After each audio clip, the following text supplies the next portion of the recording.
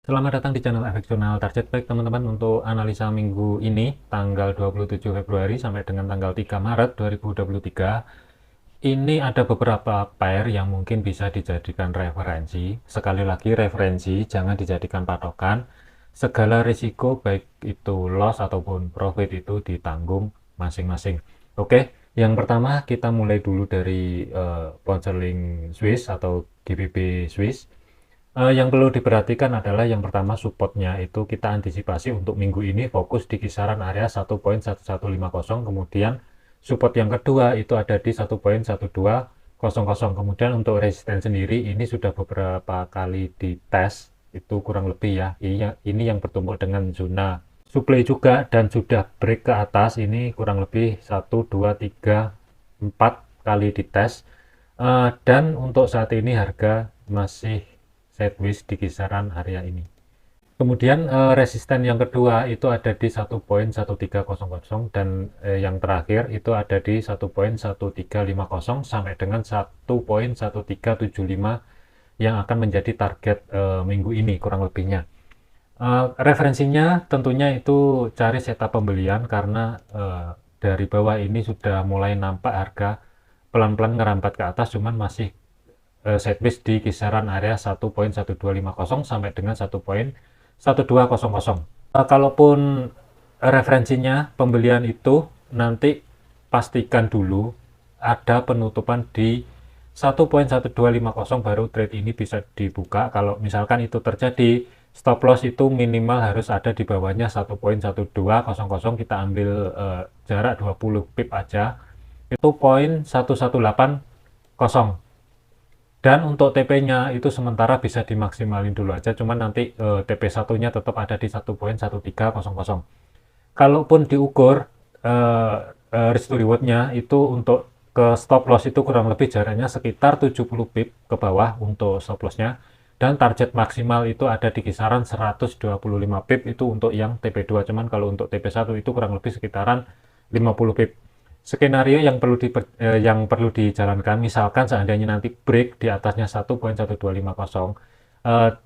kemungkinan trade ini bisa dijadikan referensi, bisa dibuka dengan target yang pertama itu ada di 1.1300, dua ada di 1.1350 sampai dengan 1.1375 untuk maksimal, dengan catatan ketika harga mampu tutup di 1.1300 ini segera dimajukan di atasnya break even.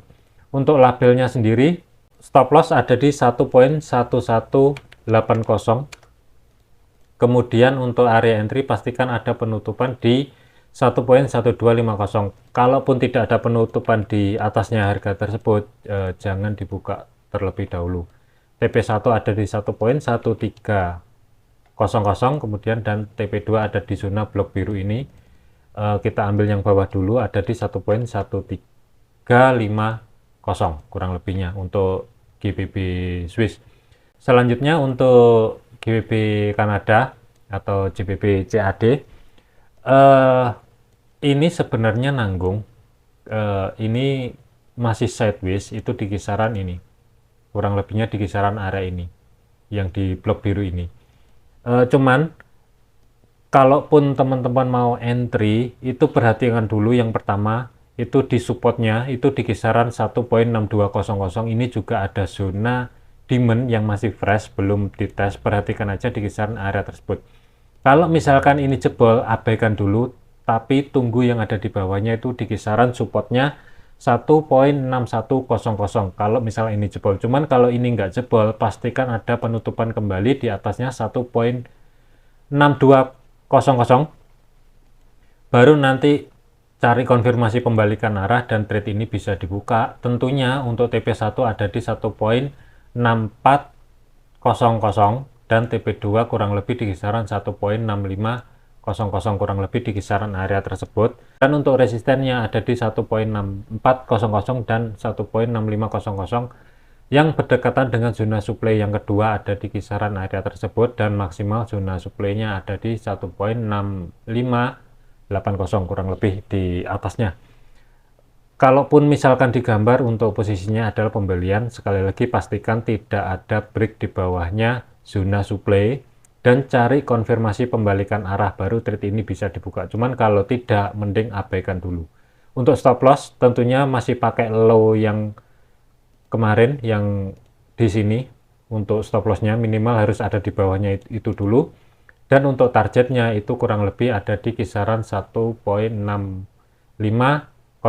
untuk targetnya. Cuman ini kurang lebih sekitaran 1-2 minggu kemungkinan kalau memang benar baru tercapai. Risikonya sendiri itu kurang lebih sekitaran, hati-hati ya, ini besar banget, itu kurang lebih 180 pip ke bawah, dan untuk targetnya ada di kisaran area 275 pip, jadi pikirkan sendiri. Untuk labelnya sendiri kita ambil dulu 1.6040 sebagai stop lossnya sementara, nanti sambil kita lihat reaksi marketnya. Cuman kalau ini break, ini akan menjadikan risk to reward yang lebih bagus untuk open posisi pembelian seandainya nanti di bawah di kisaran 1.6100 ini ada pembalikan arah. Cuman sementara kita pakai yang di sini dulu. Untuk area entry sementara kita lihat dulu di 1.6200 ada konfirmasi pembalikan arah atau tidak. Itu aja. Kemudian TP1 itu ada di kisaran 1.6400 dan TP2 jarak 100 pip itu ada di kurang lebih di kisaran 1.6500. Ini untuk GBP CAD atau pound sterling Kanada. Oke, mungkin itu aja. Selanjutnya ada GBP AUD. GBP AUD ini secara garis besar trennya kalau dari TP54 ini adalah naik untuk trennya. Cuman perhatikan aja, ini sempat ke reject di zona supply-nya yang ada di kisaran area 1.7780, kurang lebih di kisaran area tersebut, dan ini harga mampu reject ke bawah.